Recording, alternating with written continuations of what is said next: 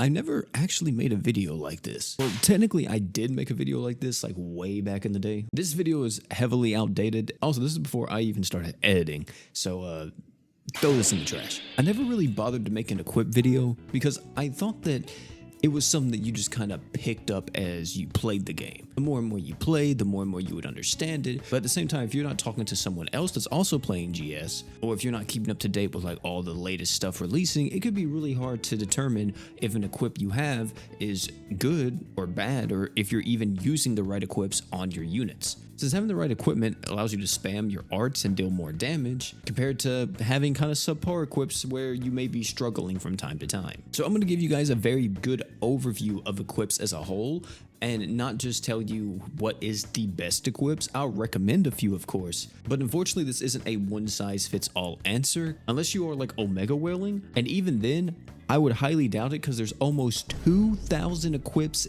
in this game. But hey, if you got it like that, you got it, man. I would have put the down payment on the house. That's all I gotta say. When you're looking at an equip, you kind of have to keep in mind, what is your goal? What is the thing that you're trying to achieve with your equipment? In a sustained composition, you may want an item that just replenishes your art gauge at a pretty consistent rate, so you never have to be struggling on arch gen. So you don't want items that give you that initial burst of arch gen and then lose that effect right after you use it, since it's only for its initial use. You'll want stuff like Exceed Zex, maybe True Izanagi. These items give you constant fuel for your units every single time they come up. Or maybe you're looking more in a nuking composition, so you're focusing more on items that are giving you massive damage buffs, or a little bit of art gauge with a damage buff. Going into equipment and kind of knowing what you're looking for is going to immensely help you. But just knowing that isn't enough, or else you probably wouldn't have clicked on this video. You may have seen this equip before. This is Ren's outfit. This item is one of the best arch gen items in the game for 5-star magic. But then we look at something like Magical Hat, which is actually one of the best free-to-play magic items in the entire game. This gives you 30 art gauge when your HP is above 50% HP, but look at the cooldown time. It's a bit longer at 50 seconds. Unfortunately, every equip in this game doesn't fall under the same kind of like archetype, I guess you would say. They could both be art gauge items, but the way how they're built is completely different. And unfortunately, this usually comes in the form of free-to-play items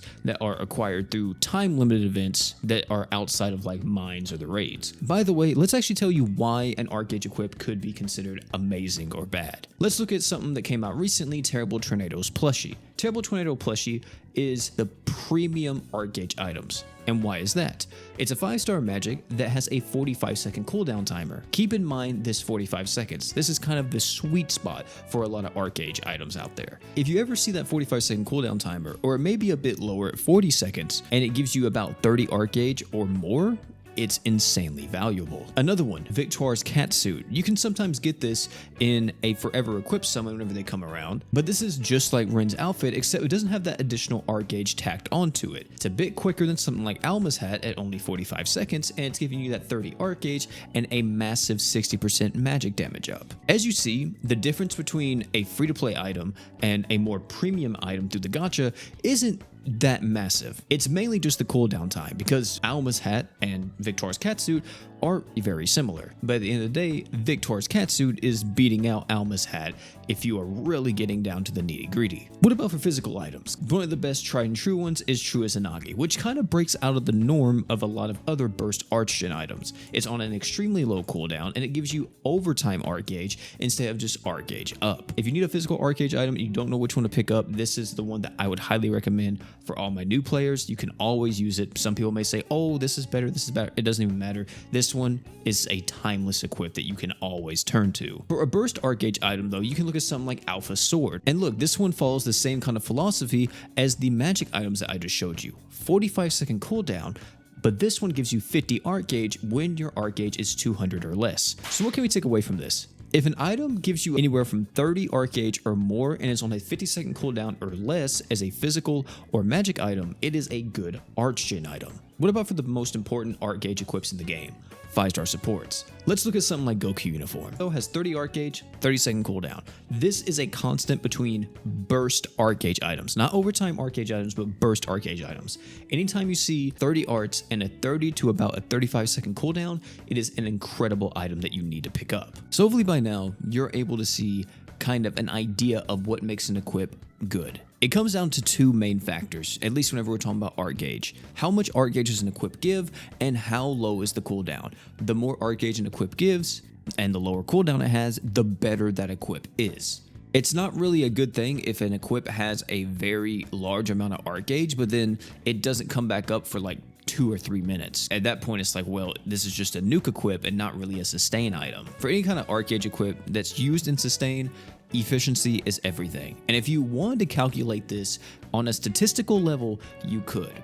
And I'm going to tell you this just once or so you guys know the formula, but it's not something that you need to do. I never, ever use it unless I'm being super picky about my equips. Silent Treasure is an AoE art gauge item that gives 35 arts to everybody on the team. So the way how you do this is that you take 35 and you times it by 4. Why are we timesing it by 4? It's because it's AoE. We want to get the total amount of arts this equip is generating, not just what it's doing on one unit. So you take 35 times it by 4, since that's the amount of units on the team, and then you divide it by its cooldown, in this case 30 seconds, and then you get 4.6 repeating. This number represents the potential arts per second this equip has. The higher it is means that the more efficient it is and the more art gauge this is generating for you in the grand scheme of things. Down below is going to be a pretty old Google Doc that you guys can check out if you want to see the math and the stats and all that. It's not something that you really need, but it is a thing that you can check out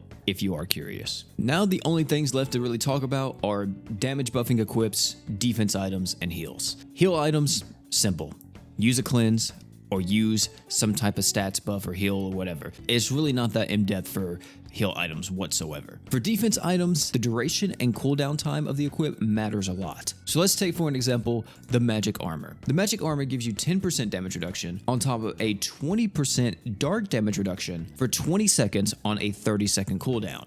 This right here is kind of the premium, or you would say the baseline of what makes an equip good. 20-second duration, 30-second cooldown time, perfect. I will say too is that if it's like a bit longer, so if you have something that maybe lasts for like 12 seconds but it's on a 30-second cooldown, it's not bad either. The main thing to take away here is that you never want the downtime to really be longer than the duration. If the equip is active for 20 seconds but its cooldown time is, let's say, 70 seconds, well, that's pretty bad because that equip is offline more than it's online. Now it's time for the easiest one ever, damage buffing equips. Just use whatever you see that's the strongest. I love the elemental damage buffing physical items like True Owen, True Delta Suit, True Saito Katana. Outside just raw damage buffing items, if a unit has an attack ratio passive or something like that, of course use some type of attack buff item. The only thing I didn't really go in depth about at all during this is like the 4-star defense items or like 4-star supports and physicals and everything else. Unless it's a 4-star support,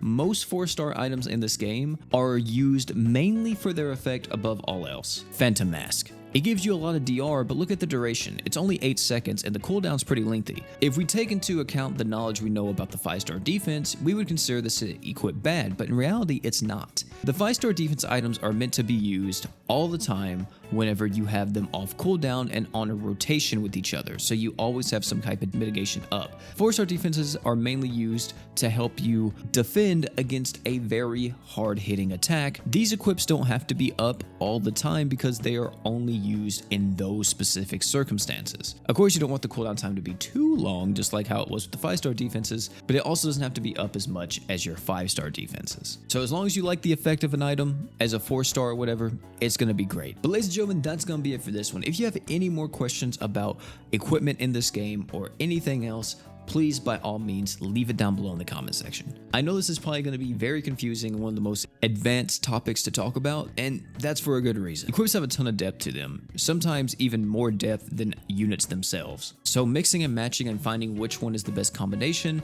is kind of one of the greatest puzzles you can solve in Grand Summoners. Of course, if you have any other equip information or tips that you would like to leave for other players, by all means, leave it down below in the comment section. If you enjoyed this video though, I highly recommend check out this video popping on the screen right now. It's talking about some of the top mistakes new players make. Even if you're not new, I recommend you check it out because it's a good watch. I'll meet you over there. And one more thing before you leave, don't forget to drink water.